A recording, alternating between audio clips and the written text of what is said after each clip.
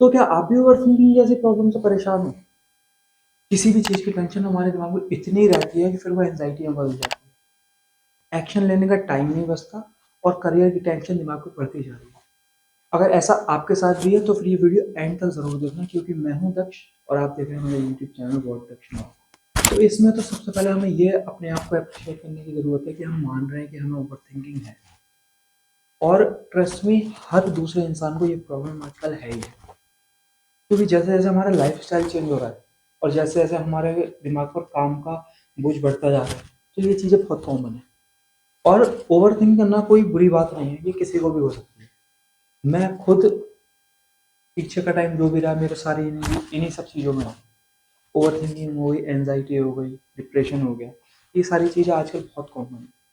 तो अपने आप को बिल्कुल अलग कर देना कि नहीं मैं ही इस चीज़ से परेशान हूँ, तो ये बिल्कुल छोड़ दो। और सबसे पहले तो हमें ये ध्यान करना चाहिए कि हमें ओवरथिंकिंग है क्यों? इसका रीज़न क्या है? क्योंकि हर इंसान को अलग-अलग वजह से होती है। कभी किसी को पढ़ाई की वजह से होती है, करियर की वजह से होती है या फिर रिलेशनशिप की वजह से होती है। तो अपना ये देखो कि हमें क्यों है? क्योंकि अगर ऐसे ही हम ओवरथिंक करते रहे, तो हम सॉल्यूशन तक पहुँच ही नहीं पाएँगे। तो ये मानना शुरू करो कि हमें क्यों है। अगर करियर से रिलेटेड है, तो सोचने से या फिर टेंशन लेने से चीज़ें और बिगड़ेंगी। अगर सोचने से चीज़ें सही हो रही होती, तो फिर शायद अब तक हो गई होती, क्योंकि जितना आप सोच चुके हो। तो एक्शन, और फिर हम एक्शन में नहीं ले पाएँगे।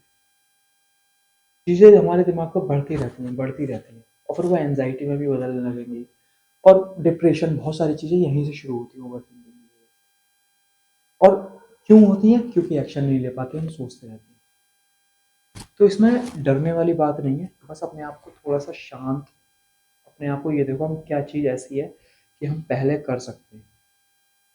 हल्के-हल्के चीज़ें चेंज होंगी, एक दिन में सब कुछ सही नहीं होगा। पहले दिन थोड़ी प्रैक्टिस, नेक्स्ट डे, लेकिन हाँ, ये सही है कि एक दिन निकल जाओगे इस चीज़ से। बड़ी कॉमन चीज़ एक बात बताऊँ कि अगर हम कोई भी कोर्स या फिर कोई भी आगे अपने करियर से रिलेटेड करते हैं, तो हमें वो चीज़ पास करने के बाद ही हमें रिज़ल्ट मिलता है और हम पास होते हैं। तो ऐसे ही ये सोच लो कि अभी हमें ओवरथिंकिंग भी एक कोर्स की तरह ही है, क्योंकि अगर इस पे हमने सही से कंट्रोल कर लिया, तो फिर एक बहुत बड़ी जो आगे चल के हमारे करियर में या फिर किसी भी चीज़ में परेशानी आएगी, वो हम हैंडल कर लें। तो वो अभी से प्रैक्टिस करना शुरू करो, और ये अच्छा है कि ये सारी चीज़ें हमें अभी हो गई। आगे जब हम बहुत बड़ी अचीवमेंट की तरफ होंगे, सोचो अगर उस टाइम ये सब चीज़ें हो रही होती तो क्या होता?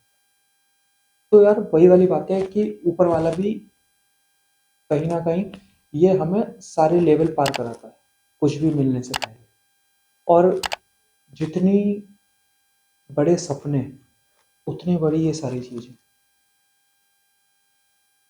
ऐसा मत सोचो कि हमें ही कुछ अलग है या फिर हमारे साथ होता है, सबके साथ होता है, स्पेशली उनके साथ जो कुछ करना चाहते हैं। और ये ऐसी चीज़ें आती हैं हमारे दिमाग में।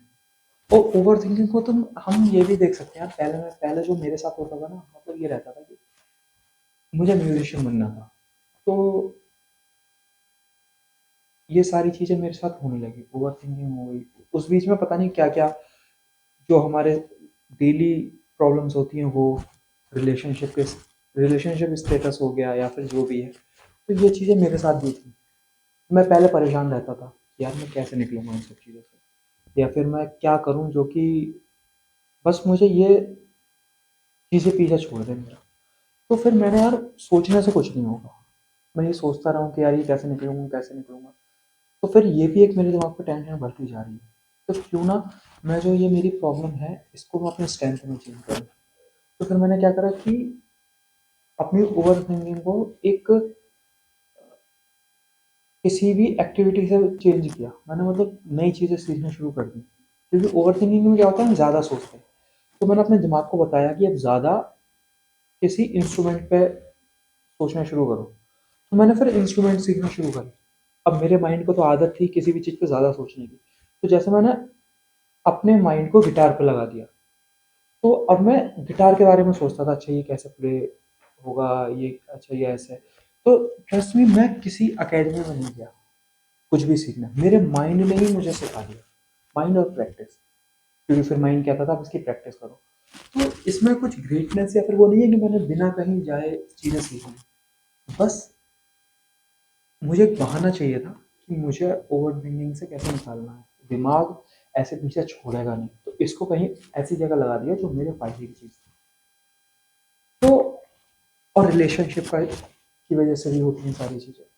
तो हमें ये भी सोचने की ज़रूरत है, देखो, कि जिस बंदे के चक्कर में हम बहुत ज़्यादा सोचे जा रहे हैं, हम खुद को परेशान कर रहे हैं, वो बंदा किसी और के बारे में सोच रहा है। हम जिसके पीछे अपने आप को सक्सेसफुल नहीं कर पा रहे हैं, वो बंदा सिर्फ सक्सेसफुल इंसान को ढूंढ रहा है। तो कहीं ना कहीं हम अपने आप को पीछे करके उसे सही साबित कर रहे हैं। ओवर थिंकिंग तो हमें इसी वजह से हो रही है ना कि यार वो कैसा होगा, किससे बात कर रहा होगा। यही सारी चीज़ें आजकल बहुत कॉमन है ना, कि हम जैसे किसी लड़के के चक्कर में वो किससे बात कर रही होगी, क्यों बात कर रही होगी, या फिर किसी और से शादी हो जाएगी, ये वो। तो इसका मेन जो सॉल्यूशन है वो ये है कि हमें खुद को इस लायक बना लेना कि अब सामने वाला हमारे बारे में सोचे। उसको लगना चाहिए कि हाँ, किसी सही इंसान को छोड़ के उसने बहुत बड़ी गलती कर दी। तो ओवर थिंकिंग यार, हम खुद को क्यों पीछे करें, इसको हम माइंड को कंट्रोल क्यों नहीं करें, और इसको ऐसी जगह क्यों नहीं लगाएं कि हमें ओवर थिंकिंग का भी फायदा हो। सेल्फिश होना है बिल्कुल, अपने लिए तो कम से कम हम सेल्फिश हो ही सकते हैं, क्योंकि बिना कुछ करे तो हम उन सबको कहीं ना कहीं सही कर रहे हैं जो हमें फेल होते देखना चाह रहे हैं। तो चीज़ें सोचनी पड़ेंगी हमें खुद को, और कोई भी निकालने नहीं आएगा। ये वो प्रॉब्लम है जिससे हमें कोई बचा ही नहीं सकता। अगर हमने खुद बचा लिया तो बचा लिया, वरना कोई हमें यहाँ से निकालना नहीं आएगा। और ओवर थिंकिंग इस वजह से भी हो रही है हमें, क्योंकि हम क्रिएटिव हैं, हम सोच सकते हैं। हमें चिंता है अपने करियर की, हमें चिंता है अपने लोगों की। तो इसको सही वे में देखना शुरू करो।